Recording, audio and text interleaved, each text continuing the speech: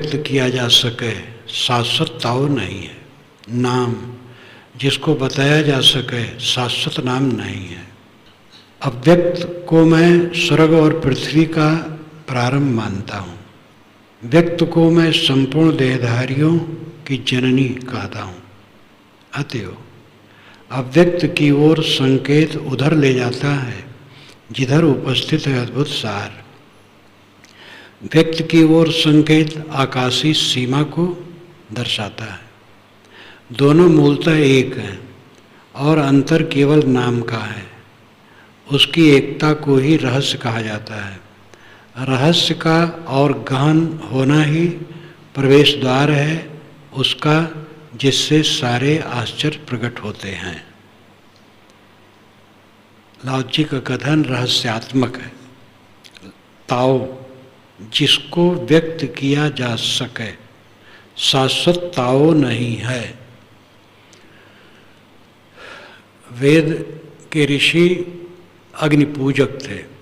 गुरु रघुनंद याति नाम, ये अलग ग्रंथों में आया है पीछे कि द्विज के गुरु अग्नि हैं। सूर्य, आदित्य, रवि ये तो सूर्य ही हैं। अश्विनी, उषाद, अधिक्रा भी आग्नेय ही हैं। बहुत देवता जो महत्वपूर्ण हैं वो आग्नेय हैं। इसलिए वेद शुरू होता है अग्नि शब्द से। अग्नि मेले पुरोहितम यज्ञ से देवम ऋतुजम होतारम रत्न धातमम। अग्नि पूजक थे आर्य लोग, इसलिए अग्नि शब्द से ऋग्वेद शुरू होता है। बुद्ध मनोवैज्ञानिक विचार रखते थे, मन पर ज़्यादा सोचते थे, इसलिए मनोपगमा धम्मा मनो सेट्टा मनोमया, मन से उन्होंने शुरू किया। कबीर साहब आत्मज्ञानी थे, इसलिए अंतर्ज्योत से उन्होंने अपनी वाणी शुरू की। अंतर्ज्योत शब्द एक नारी। लाओ त्से ताओ को महत्व देते हैं। ताओ से वे शुरू करते हैं। ताओ क्या है? ताओ है विश्व नियम, जिसको वैदिक भाषा में ऋत कहते हैं, जिसको वैज्ञानिक यूनिवर्सल लॉ कहते हैं। विश्वव्यापी नियम, कानून। ताओ विश्व नियम। लेकिन लाओ त्से के कोई 2500 वर्ष पूर्व से ही राजा लोग जो प्रजा के पालन के लिए नियम बनाते थे उसको ताओ कहते थे। और मनुष्यों के बनाए नियम बदलते हैं। जो प्राकृतिक नियम है वो नहीं बदलते हैं। जैसे कि क्रोध करो तो मन खराब होगा, क्षमा करो तो शांति मिलेगी, लोलुप हो मन चंचल होगा, संयत हो सुखी रहोगे। ये प्राकृतिक नियम है। लेकिन हमने नियम बनाया कि 5:30 बजे यहाँ ध्यान कक्ष में आना है, तो इसको समय से बदल सकते हैं। ध्यान शिविर में ही बदल दिया गया था, 6 बजे आते थे। तो मनुष्य के बनाए नियम बदलते हैं। राजा लोग जो नियम बनाते थे प्रजा के लिए, लाओ त्से ने कहा वो शाश्वत नहीं है, वो ताओ शाश्वत नहीं है। ताओ जिसको व्यक्त किया जा सके शाश्वत ताओ नहीं है। शाश्वत ताओ है विश्व नियम। नाम जिसको बताया जा सके शाश्वत नाम नहीं है। नाम जितने हैं पदार्थों के वे शाश्वत नहीं है। काम चलाऊं रख लिए जाते हैं, इसलिए नाम में उलझने की जरूरत नहीं। नाम और रूप ये दोनों माया है। वेदांती भी कहते हैं अस्तिभात प्रिय नाम रूप। अस्तिभात प्रिय सच्चिदानंद है और नाम रूप माया है। पारखी भी कहते नाम रूप माया है। अस्तिभात नाम रूप जो अस्तिभात इत्यादि कहते हैं वो सब में ब्रह्म सिद्ध करने के लिए वो गड़बड़ झाला है। उनकी प्रक्रिया उनको वैज्ञानिक जरूर लगती है लेकिन उचित नहीं है। नाम रूप माया है। नाम रूप में उलझना बंधन है। मैं श्रेष्ठ हूँ तो किससे श्रेष्ठ हूँ? देह, नाम रूप, गुणकर्म, अवस्था परिस्थिति के नाते, और ये क्षणिक है। मैं स्वरूप भाव में रहूं तो मैं श्रेष्ठ हूं और लघु हूं, दोनों कहना बनेगा नहीं। देह भाव लेकर के सारा विकार पैदा होता है। ज्ञानियों, बुजुर्गों, गुरुओं के मन में जो ये भ्रम होता है कि मैं श्रद्धेय हूं लोगों का, महाधोखा है। लोग मेरे पर श्रद्धा नहीं रखते, लोग मेरे पर श्रद्धावान हैं। ये दोनों भ्रांत से मन में आता है। जो भ्रम में है वो समझता है कि मैं बहुतों का श्रद्धेय हूँ, अथवा मुझे लोग श्रद्धा नहीं देते। दोनों बात एक है। जो अपने को बहुतों का श्रद्धेय होना चाहेगा उसी को खटकेगा कि लोग मेरे प्रति श्रद्धा नहीं रखते हैं, और जिसको ये स्वप्न में भी भास नहीं है लोग मेरे प्रति श्रद्धा रखें, उसको कभी महसूस ही नहीं होता लोग मेरे प्रति श्रद्धा नहीं रखते हैं। उसके मन में तो यही भावना रहती है कि पूरे परिवार, पूरे समाज, पूरी सत्ता की तरफ से मेरे ऊपर निरंतर करुणा बरसती है, सबकी करुणा मेरे ऊपर है, मुझे उसका उपयोग करना चाहिए। मैं श्रद्धेय हूँ, ये भोलापन है। मेरे लिए लोग श्रद्धा नहीं रखते। कितने सीधे कहते हैं तुम्हें मेरे प्रति श्रद्धा नहीं है, भोला। जैसे कितने लोग कहते हैं दर्शन देने वहाँ गया था, ये तो और भोलापन है, मिलने गया था, दर्शन देने नहीं गया था। तो श्रद्धेय अपने को मानना भोलापन है। लोग मेरे प्रति श्रद्धावान हैं, महाअंधकार है। लोग मेरे प्रति श्रद्धा नहीं रखते, वही उसी की प्रतिक्रिया है। तो ये नाम रूप को लेकर के सब प्रपंच होता है। हम हर क्षण अपने को कितना धोखा देते हैं ये साधक समझ सकता है। जो रज और तम से घिरा चित्त वाला है नहीं समझ पाएगा। इसी में एक वाक्य आएगा आगे, अव्यक्त को मैं स्वर्ग और पृथ्वी का प्रारंभ कहता हूँ। अव्यक्त का मतलब है जो प्रकट न हो, छिपा हो। जो भौतिक द्रव्य के मूल हैं वो अव्यक्त है। अब आत्मा भी अव्यक्त है। आत्मा कोई देखने की चीज नहीं है। पृथ्वी जल अग्नि वायु के सूक्ष्मतम कण सदैव अदृश्य हैं। वैज्ञानिक मानते हैं कि जल की एक बूंद में 6000 संघ परमाणु होते हैं। एक अनुमान करते हैं, सूक्ष्मतम पदार्थ ही तत्व का अंतिम स्वरूप है और वह अदृश्य है, अव्यक्त है। अव्यक्त को मैं स्वर्ग और पृथ्वी का प्रारंभ कहता हूँ। स्वर्ग और पृथ्वी ये दो उन्होंने कहा है। भारत के बाहर भी देशों में पुराने ज्ञानियों ने स्वर्ग, पृथ्वी, धरती, आकाश कहा है। हमारे यहाँ 3 लोग कहा है, भूर्भुवः स्वः। भूर पृथ्वी, भुवः अंतरिक्ष, स्व चमकता तारा मंडल। तो 3 लोग और लोग 2 इस ढंग से कहे हैं। तो धरती और स्वर्ग का प्रारंभ अव्यक्त है। जो सूक्ष्मतम पदार्थ है उसी से द्रव्य संव्यूहित होकर के जुड़ करके आकारवान पार्थिव जगत सामने आता है। जैसे कि ऋग्वेद में आता है, को ददर्श प्रथमम जायमानम स्तनवंतम यदनस्था विभर्ति भूम्या असुर सृगात्मक वसित को विद्वान उपगात पृष्ठमें तत्। जो अस्थन रहित है, अस्थि रहित है, वो अस्थि वाले को धारण करके निरंतर गतिशील है। अस्थि हड्डी, पार्थिवता, स्थूलता, अनस्था हड्डी रहित। अस्थि शब्दों में आगे जोड़कर अनस्थान इत्यादि बन जाता है।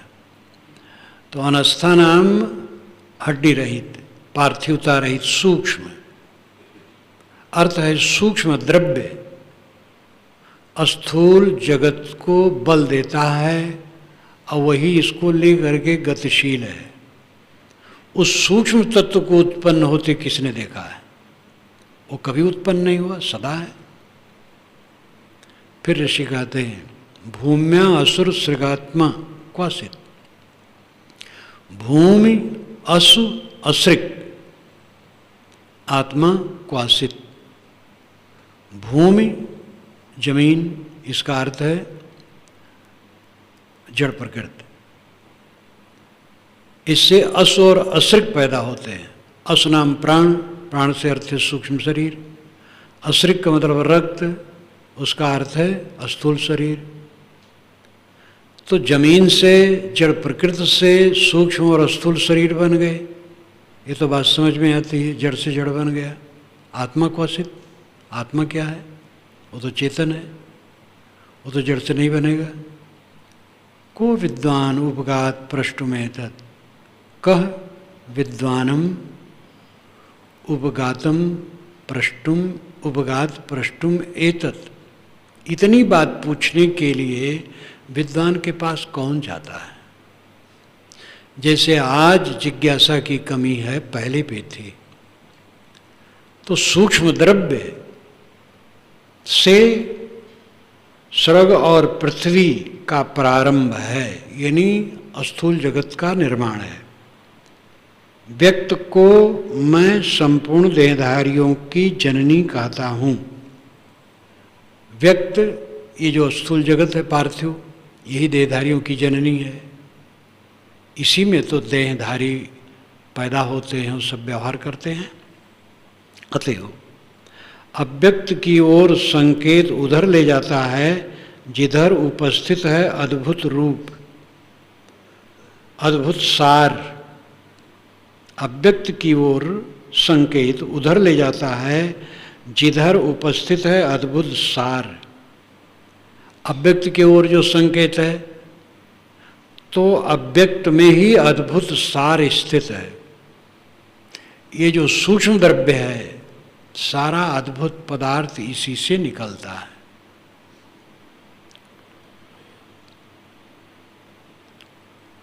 व्यक्त की ओर संकेत आकाशी सीमा को दर्शाता है। व्यक्त जो चाँद, सितारे, पृथ्वी, पेड़, पहाड़, झरने, सब मनुष्य या अन्य प्राणियों के शरीर, ये सब जो हैं, ये आकाशी सीमा को दर्शाता है। आकाशी सीमा, आकाश की सीमा नहीं होती है, लेकिन जब द्रव्य जब आ गया तो सीमा हो गई। जैसे आगे एक पेड़ है, पेड़ में सीमा है। तो आकाश में, शून्य जगह में जब पदार्थ उपस्थित होते हैं तो उसमें सीमा रेखा खींचती है। ये व्यक्त की स्थिति है। अव्यक्त है जिसमें सब अद्भुत सार स्थित है। छोटा सा बीज है, उससे पेड़ निकल आया, फल आ गए। ये सारा अद्भुत सार कहाँ है? बीज में, छोटा सा बीज है। तो सारा अद्भुत सार अव्यक्त में है। अव्यक्त ये सीमा रेखा खींचता है, ये जगह घेरता है और आंखों से दिखाई देने लगता है। दोनों मूलतः एक हैं। ये व्यक्त और अव्यक्त दोनों मूलतः एक हैं। अव्यक्त सूक्ष्म प्रकृति और व्यक्त उससे निर्मित कार्य पदार्थ, ये दोनों अंततः एक हैं। अंतर केवल नाम का है। उसकी एकता को ही रहस्य कहा जाता है। ये दोनों की एकता ही रहस्य है। रहस्य नाम छिपा हुआ, गूढ़ तत्व, उसी से सब निकलता है। उसकी एकता को ही रहस्य कहा जाता है।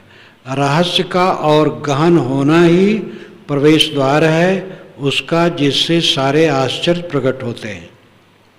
रहस्य का गहन होते जाना, यानी सूक्ष्मतम दशा में होते जाना, यही प्रवेश द्वार है जिससे सारे आश्चर्य प्रकट होते हैं। आश्चर्य पृथ्वी, पहाड़, झरने, नदियाँ और चाँद, सितारे, इस अनंत विश्व ब्रह्मांड में कितने कितने खगोल हैं, कहाँ कहाँ क्या है, सब अद्भुत पदार्थ उसी सूक्ष्मतम द्रव्य से निकलते हैं। इस प्रकार लाओ त्से इस सृष्टि के विषय में और संसार के विषय में भौतिक स्थिति को इसमें बताते हैं। और इसको समझने के लिए थोड़ा सा पाठांतर है जिससे मैंने लिया है, उसमें वो चीज़ नहीं है, लेकिन दूसरे में प्रायः बहुतों में है, ज़्यादा में है। लेकिन जिस पाठ को हम लोगों ने लिया वो ज़्यादा पूरा ग्रंथ है, उपयुक्त लगा, इसलिए उसको मूल में नहीं रखा, परंतु भाष्य करते हुए आगे उसको रखा। और वहाँ बताते हैं कि इस रहस्य को समझने के लिए यदि हम गहरे रहस्य को जानना चाहते हैं तो हमें सदैव इच्छा रहित रहना चाहिए, परंतु यदि हम में सदैव इच्छाएँ हैं तो हम इसके बाहरी रूप को ही देख सकेंगे। अगर हमें असलियत समझना है, एक तो बाहर की बात जो है वो पूरी असलियत समझी नहीं जा सकती है। इसी ग्रंथ में बारंबार ताओ की बात, ताओ दाओ दो शब्द है लेकिन वो ताओ ही है। तो जैसे कि ताओ नाम नियम, विश्व नियम, एक पेड़ है, उसमें फूल लगे हैं और फूल भिन्न रंग के हैं। एक ही पेड़ में भिन्न भिन्न रंग है, एक फूल में कई रंग हैं। अब इसका पता लगा पाना कैसे है बड़ा मुश्किल है। एक छोटा उदाहरण, आज दुनिया में 6 अरब से अधिक आदमी हैं, सबके चेहरे में अंतर है, सबकी आवाज़ में अंतर है। अनाद काल से जितने मनुष्य हुए हैं सबकी आवाज़ में अंतर रहा होगा। कितना अद्भुत है। यहीं ले लो 6-7 अरब आदमी हैं लेकिन सबकी आवाज़ में अंतर है। ये कितना अद्भुत है। ये ताओ नियम, चेहरा वही है, छोटा सा चेहरा मनुष्य का, और सबके चेहरे में अंतर है। एक बार मैं चंद्रदीप घाट पर कार्तिक पूर्णिमा में मेला में आया था। पूर्वाश्रम की बात कहता हूँ। बड़ारा से उत्तर कुआनो नदी, चंद्रदीप घाट, उस पर कार्तिक पूर्णिमा को मेला लगता है। तो वहाँ आया था, तब हमें पारक सिद्धांत का बोध हो गया था। नहीं आना चाहता था लेकिन डांटा गया तो आया कि कैसे नहीं जाओगे, बूढ़ा बन करके बैठे हो। चचा रहे वो जरा ऐसे चलना रहे, तो आ गया। तो एक झोपड़ी थी उसी में बैठा था। एक मौलवी साहब आए, बैठे, बातचीत करने लगे। कहे ईश्वर चेहरा बनाता है तो वो उसको जमता नहीं इसलिए खो देता है, फिर बनाता है, फिर बनाता है। आज तक उसको जमा नहीं इसलिए बनाता जाता है, अलग अलग चेहरा बनाता है।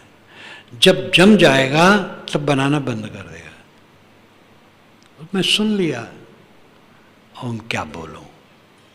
साधु मार्ग में आया तो एक बार श्री विशाल साहब से कहा, साहब मौलवी साहब ऐसा कहते थे। तो साहब कहे हाँ मेहनत किए है तो को बनाए ले जाएगी।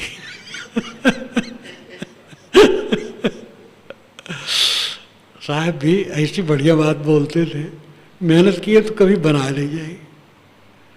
तो ये कैसा अद्भुत है। ताओ नियम, कारण कार्य व्यवस्था, रित समझना मुश्किल है।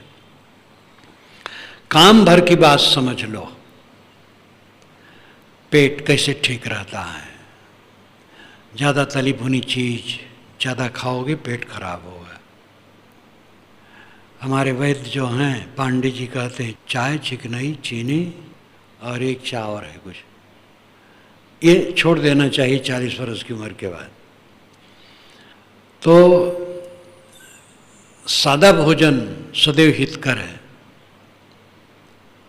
नमक कम, मिर्च मसाले नहीं, हल्दी जीरा धनिया ही ठीक है। इस प्रकार भोजन सदैव गुणकारी है, ये समझ में आता है, सबके समझ में आता है। ज़्यादा खाओगे पेट खराब होगा, संतुलित खाओ। बहुत कम खाते जाओगे तो कमज़ोर हो जाओगे, इसलिए संतुलित खाओ। ये ताओ समझो। तुम अगर क्रोध करोगे, काम वासना में रहोगे, लोभ करोगे तो मन खराब रहेगा। क्षमा करोगे, गम खाओगे, शांत रहोगे, सुखी रहोगे। कट बोलोगे तुम स्वयं उलझोगे, दूसरे को दुख दोगे। मीठा बोलोगे स्वयं सुखी रहोगे, दूसरे को भी सुख दोगे। ये नियम समझो। कहीं गए हैं तो हमें कहाँ रहना है, कहाँ नहाना धोना है, क्या जहाँ अपना काम है वो कहाँ करना है, कहाँ हम घूम फिर सकते हैं, जान लिए। अब और दुनिया भर की बात जानने की क्या जरूरत, यहाँ कितने लोग रहते हैं और किनकी आमदनी कितनी है, क्या मतलब। तो विश्व नियम अथाह है, ताओ अथाह है। काम भर की बात जानो, कल्याण करो। मूल बात है इच्छा त्याग। यदि हम गहरे रहस्य को जानना चाहते हैं तो हमें सदैव इच्छा रहित रहना चाहिए। परंतु यदि हम में सदैव इच्छाएं हैं तो हम इसके बाहरी रूप को ही देख सकेंगे। इच्छा वाला आदमी अंधकार में हो जाता है, कुछ भोग चाहता है, सम्मान चाहता है, प्रतिष्ठा चाहता है, तो अंधकार में घिर जाता है। हर आदमी हर समय अपने को धोखा देता है। यह वह समझ पाता है जो साधक होता है। साधक होता है वो अपने को तुच्छ मानने लगता है, अपने को हीन मानने लगता है, अपने को बड़ा नहीं मानता है।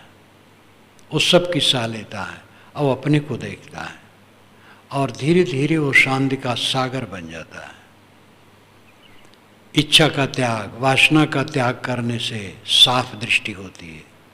महाराज राम अयोध्या में राजभवन में रहते हुए राज्य की इच्छा का त्याग कर दिया कि अब यहाँ रहने से क्लेश होगा और चल दिए। इच्छा का त्याग कर दिए तो सत्य समझ सके। लेकिन वन में रहते रहते सोने का मृग देखकर इच्छा कर लिए ये मृग पकड़ लावें या मार लावें, और इच्छा किए तो भयंकर दुख में फंस गए। उसी के साथ सारा दुख हुआ। सीता हरण, रावण युद्ध, लौट करके फिर विपत्ति, नगरवासियों के ताना से सीता का निर्वासन। एक सोने के मृग के पीछे सारा दुख हुआ। इच्छा में फंसे, स्वर्ण मृग के दुख पाए। जो पहली घटना है, राज की इच्छा छोड़ दी, ऊंचा आदर्श हुआ। अयोध्या में कला उनको लेके नहीं हुआ, सबको श्रद्धा बढ़ी। इसलिए आदमी जब इच्छा से भरा होता है तो वस्तु के बाहरी रूप को ही देख पाता, भीतरी नहीं। और जब इच्छा का त्यागी हो जाता है तब उससे वास्तविकता का बोध होता है। इच्छा, अहंकार, ये दोनों दो पहलू हैं, चीज एक है। अहंकार से इच्छा होती है और इच्छा अहंकार केवल दो, जैसे सिक्के के दो पहलू, चीर करके अलग नहीं कर सकते। अहंकार गया तो इच्छा गई, इच्छा गई तो अहंकार गया। इच्छा जित ही मुक्त है। इच्छा वासना वाला ही अपने को श्रद्धेय मनवाना चाहता है। वाह वाह में भूल भुलैया निर्छल अतिफल प्रेम चाहे। श्री विशाल साहब ने मुक्त द्वार में बहुत बढ़िया कहा है। वाह वाह में भूल भुलैया में पड़ जाता है और हमें सब श्रद्धा करें और हमें गुरु माने और हमारा चरणोदक लें, हमारी आज्ञा बजावें, हमारे श्रद्धा के विपरीत कोई न करें। ये ख्वाहिश विवेकवान मानता है सबकी करुणा हमारे ऊपर है। हमें श्रद्धेय नहीं बनना है, करुणा पात्र बनना है, विनम्र रहें। करुणा तो हम विनम्र न रहें तो भी सबकी करुणा हमारे ऊपर है। हमारी मूर्खता भले रहे लेकिन लोगों की करुणा हमारे ऊपर है। ये जो समझता वो आस्थावान होता है, वो कभी निराश नहीं होता, कभी दुखी नहीं होता है। लेकिन जो अपने को श्रद्धेय बनाना चाहता है वह भोला धोखा खाता है। दुनिया में लोगों का मन डगमगाने वाला क्षण क्षण बदलता है। तुम अपने मन को देखो, तुम लोगों से श्रद्धेय होना चाहते हो, तुम कितनी श्रद्धा लोगों में रखते हो, कितना तुम्हारा मन स्थिर है, बह रहे हो और दूसरे श्रद्धा चाहते हो। ये श्रद्धा चाहने वाले भिखारी हैं। विवेकवान कभी नहीं सोचता है कि लोग मेरे ऊपर श्रद्धा करते हैं, मैं श्रद्धेय हूँ। वो समझता सबकी करुणा मेरे ऊपर बरसती है, दूसरे की कोई त्रुटि नहीं है, उनकी करुणा में कोई कमी नहीं है, कमी हमारे में है, हम अपने को शोधें हैं। तो ये ऋषि कहता है कि जो इच्छाओं से भरा है वो वस्तु के वास्तविक स्वरूप को नहीं समझ सकता है।